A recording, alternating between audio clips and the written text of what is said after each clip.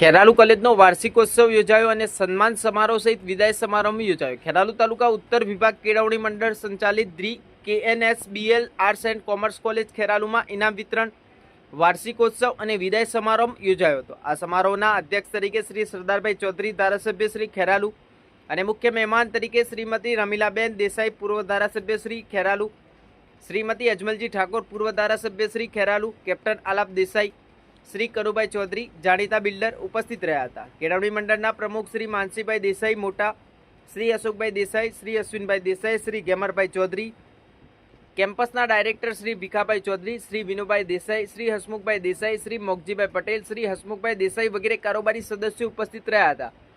આ સમારોહમાં કોલેજના અધ્યાપક પ્રોફેસર કેશરભાઈ પટેલ અને સેવક શ્રી મનોજભાઈ ત્રિવેદીને વય નિવૃત્ત થવાની વિદાયમાન આપવામાં આવ્યું હતું. મહેમાનોનું મંડળની ઓફિસમાં ચા પાણી કરાવીને સ્ટેજ પર પ્રોટોકોલ પ્રમાણે લાવીને સ્થાન અપાયું. મહેમાનોએ દીપ પ્રાગટ્ય કર્યું. મંડળની તરફથી મહેમાનો મોમેન્ટ અને બુકે આપી સન્માન કરવામાં આવ્યું. પ્રમુખ માનસી દેસાઈ ઉર્ફે મોટા અને પ્રિન્સિપલ ડૉક્ટર BJ ચૌધરીએ સ્વાગત પ્રવચન આપ્યું. કેપ્ટન આલાપ સહિત મહેમાનોએ પણ વક્તવ્ય આપ્યું. જાણીતા બિલ્ડર કનુભાઈ ચૌધરી દગાવાડિયાએ GDM LT કોલેજના નામાંકન માટે 25 લાખ દાન આપ્યું. પ્રમુખ માનસીભાઈ દેસાઈ ઉર્ફે મોટાએ પોતાની સ્વર્ગી ધર્મપત્નીના નામે AMSની કોલેજના નામકરણ માટે ₹15 લાખનું દાન આપ્યું. ઉપસ્થિત મહેમાનોના હસ્તે તેજસ્વી તારલાઓ, સાંસ્કૃતિક ક્ષેત્રે સફળતા મેળવનાર વિદ્યાર્થીઓ, સ્પોર્ટમાં સિદ્ધિઓ મેળવનાર ખેલાડીઓ, NSS તેમજ NCCમાં ઉત્કૃષ્ટ પ્રદાન કરનાર વિદ્યાર્થીઓને ઇનામો રૂપે ટ્રોફીઓ આપવામાં આવ્યા હતા. ત્યારબાદ કોલેજના વિદ્યાર્થીઓ સ્ટેજ ઉપર પોતાની આગવી શૈલીમાં ગીત, સંગીત અને ડાન્સના કાર્યક્રમો રજૂ કર્યા હતા.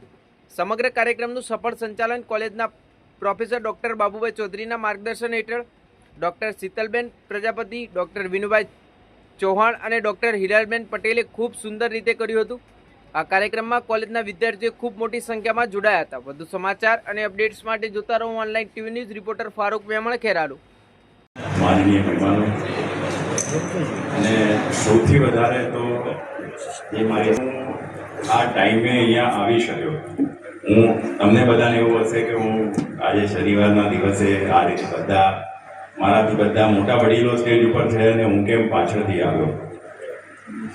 હું એકચ્યુઅલી ગઈકાલે જે સેમિફાઇનલ મેચ થઈ હતી એમાં મારી હ્યુન્ડાઈની ડીલરશીપ છે. એટલે હ્યુન્ડાઈએ અમુક જે આખા ઇન્ડિયામાંથી લગભગ અમુક સિલેક્ટેડ ડીલર્સ હતા એમને ટિકિટ સાથે સેમિફાઇનલ મેચ ત્યાં જોવા માટે બોલાવેલા હતા.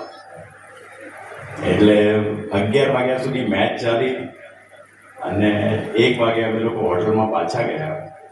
મારી ફ્લાઇટ આજે બપોરે 1 વાગ્યાની હતી. પણ મને જ્યારે પ્રિન્સિપલશ્રીએ કીધું કે આવો એક ફંક્શન ઓર્ગેનાઇઝ થઈ રહ્યો છે એટલે સવારે 6 વાગ્યાની, એટલે 1 વાગે હોટલમાં પહોંચ્યો અને 2 જ કલાકમાં પાછો ઉઠી 4 વાગે અને એરપોર્ટ જઈ. એરપોર્ટ પર ગાડી તૈયાર હતી અને એરપોર્ટથી સીધો 2 કલાક અહીંયા. એટલે જેટલો જલ્દી થઈ શકે એટલો જલ્દી ખાલી આપ લોકોને મળવા આવ્યો. અને એ મળવા પાછળનું સૌથી મોટું જે કારણ છે એ છે કે હું ખરેખર હજુ મને બી એવું લાગે છે ગઈકાલ સુધી હું અહીંયા સામે જ બેઠેલો હતો, બરાબર છે. અને એમાંથી ક્યારે અહીંયા સુધી આવ્યો અને એનાથી બી મોટું આપણા માનનીય પ્રધાનમંત્રીશ્રીએ આપણને એક સપનું આપ્યું છે, વિકસિત ભારત 2047, બરાબર છે. એટલે એ જો સપનું પૂરું કરવું હશે તો એ તમારા ને મારા કાંધા ઉપર જ પૂરું થવાનું છે. આ બધા લોકો તો માર્ગદર્શન આપવાના છે, જે અહીંયા નિવૃત્ત થઈ રહ્યા છે કે જે મેનેજમેન્ટમાં બેઠા છે. એ કામ તો આપણે જ કરવાનું છે.